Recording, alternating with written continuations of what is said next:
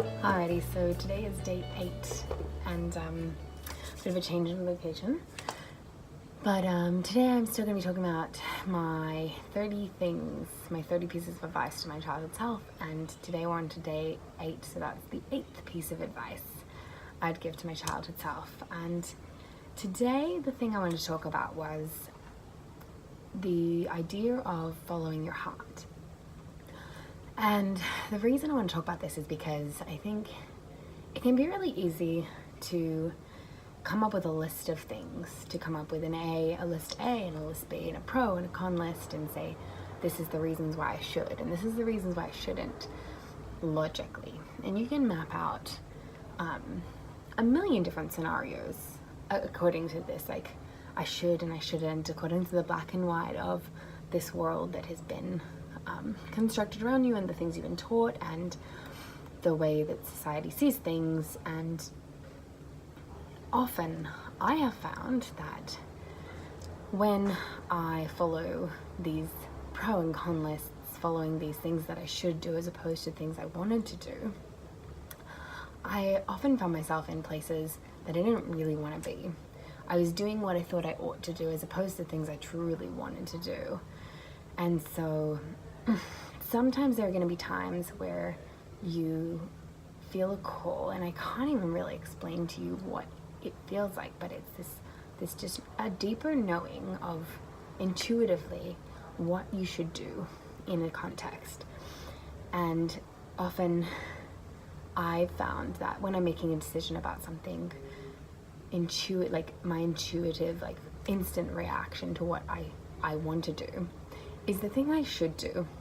And I think often this idea of coming in with logic and ideas and trying to construct an argument for or against something, it's almost saying that you don't trust your judgment. You don't trust that inner voice, that inner knowing of what is right for you. And so I think beginning to trust that judgment, and the more you trial and error with it, the more that you practice with it, the more that you use it and agree with it, the more you'll begin to fine-tune it and it will become more reliable. And as you build that trust with yourself, and I think logic can take us only so far. And so I think what I try to really focus on in my daily life is when I'm trying to when I'm like making big decisions or even just little decisions, it's quite a habit to think about what are other people's needs, what is the context, what is the this, what is the that, and instead of introducing all these different factors, just being like really simplifying, it's like, what do I want right now? Not you in the future, not you in the past, not you in this particular context, in this particular scenario. It's like, you right now, what do you need? What do you want? And obviously this is not at all to disregard others. But I think just acknowledging what you do want is important, and it's its own kind of skill. And I think being able to acknowledge other people's opinions and their wants and their desires is a different skill.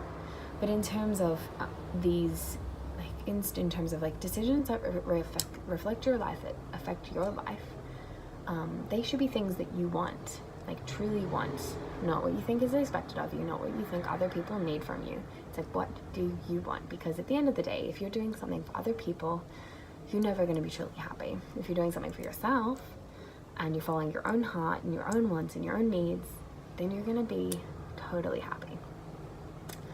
So in terms of advice for kids, I think giving kids some choice in their own lives, more so in terms of what do they want, like really hearing, like entertaining their needs and desires and wants. Obviously you can't let a 2-year-old rule the planet, because they will, but asking it's like obviously age appropriate, but when they're younger, I work with really young kids, and there's something to be said about giving them options. And so you're not going to be like, what do you want right now? Like, you're not going to leave that completely open, because they will take advantage. But if you go, do you want plant A or plant B? Or do you want healthy vegetable A or healthy vegetable B? You're not saying, hey, do you want junk food, or do you want to have cookies? And that's the same thing. You're not saying, do you want cookies for dinner versus a nice healthy dinner?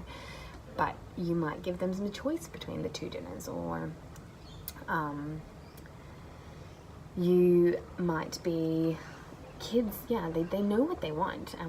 A lot younger than I think we give them credit for. They know what they need. And I think giving them the autonomy and building this into them younger, and really building that self-trust in their own decisions, knowing that they do have an understanding of their own body's wants, of their own body's desires, and just involving them in decisions. Of course, you are a parent, you are a leader, you're a teacher, and you need to be having the final say, because that is what we bring to the table. But as they are growing, we need to be modeling for them what real life is going to look like. It is quite confronting to become an adult, because all of a sudden you've had all these people making all these decisions for you your entire life, and then all of a sudden you're making your own, and it can almost become overwhelming to have to make all those decisions. And then it can also go the other way. If you're too young and you have to make all the decisions, it's also too much. But just giving small options, and then as they're getting older, asking their opinions and involving them into the process, can be a really valuable asset in cultivating this idea of following their own intuition, following their own heart, and cultivating this gut instinct of knowing what they need from themselves in that moment, in that time, in that place. And of course, entertaining and engaging this idea of other people and what that means, and how to be respectful of other people's needs and wants, while also respecting your own. That's a whole nother conversation. We talk about boundaries another day. But I think that cultivating this in ourselves, first and foremost, and then in the small minds, well, not small minds, the small tiny humans and their minds, I just think it would be super valuable. I think we would have, as a collective, what that really would do for us is having it. Like, I remember leaving school and having no idea, not a clue what I wanted to do with my life. I think because I had been told so much. It was, here, learn this textbook, read this book, do this assignment is due by this date, I didn't have any involvement in the process.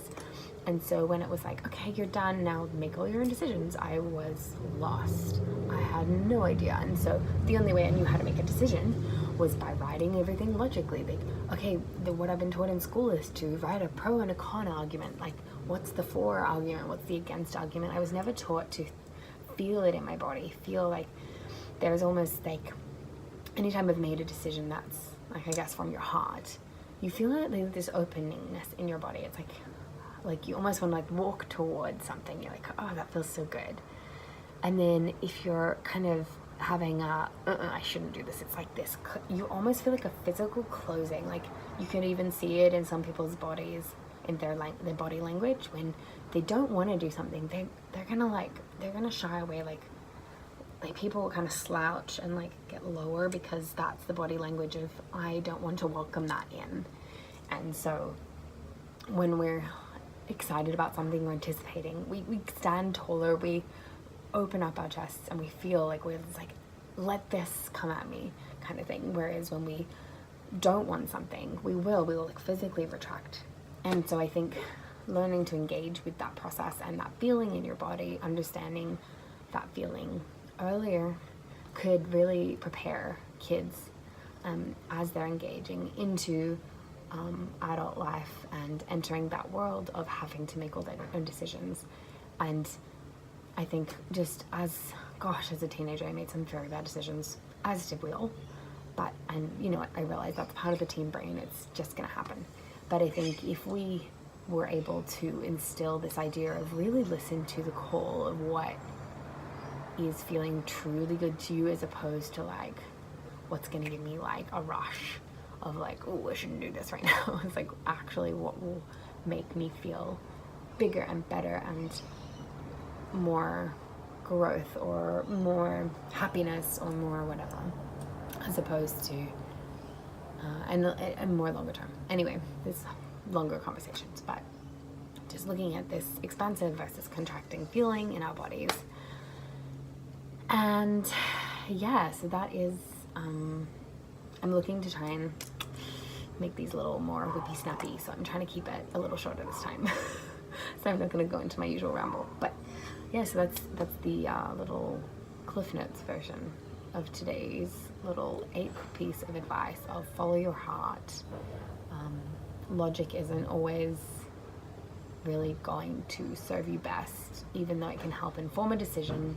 Really, truly, at the end of the day, your heart is intuitive, and you know in that deep knowing place what you need and what you want.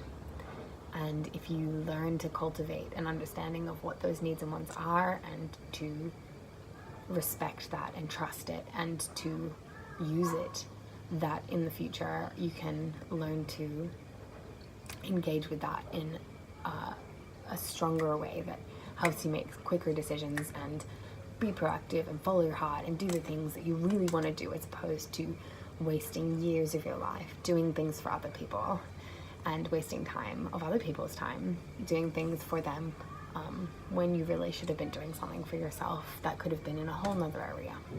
So it's helping everyone all around here.